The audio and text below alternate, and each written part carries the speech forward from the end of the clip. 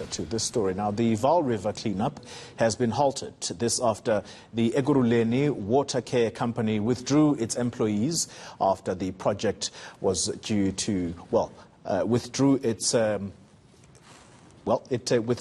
services, or its employees, I should say, from the project due to safety concerns, they say. Now, the Water and Sanitation Department says that there's been violent protests in the area. It's also revealed that community members want the company to employ local people.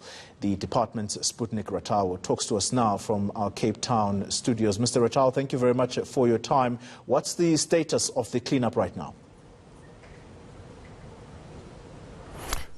Yes, Tolly, thank you very much for your time. But the cleanup has been going well. Unfortunately, as you correctly put it, ERVAT had to pull out its resources because of safety concerns for its staff members. And this was mainly because of the violent protests that were beginning to swell up in the area. And therefore, that was the decision. But what was to happen was that yesterday there was a meeting of the DWS, the Water and Sanitation Department, ERVAT, as well as the community steering committee, together with ward councillors and so on. Basically, that was a pre-planned meeting that was supposed to look at one of the issues that is actually impacting on this very protest, that of hiring locals in order to do some of the work that does not necessarily need highly skilled people. And fortunately, from my understanding, is that meeting happened.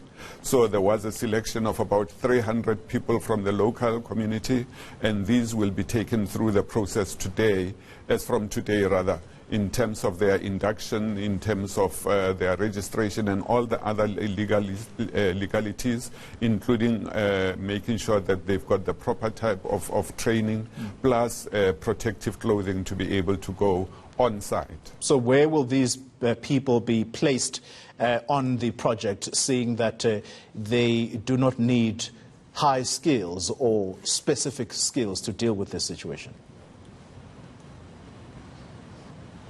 Well, mainly they will be placed in the areas that ERVAT will determine. That will basically need more of your manual labor, that will be able to look at different issues that need to be taken care of, whether it be, where ERVAT has got to go into the ground, maybe in order to reach some of the pipes, whether it be in terms of clearing some of the areas, whether it be whatever it is that ERVAT would have agreed with the community about. So that is more of your non-skilled labor that we are looking at.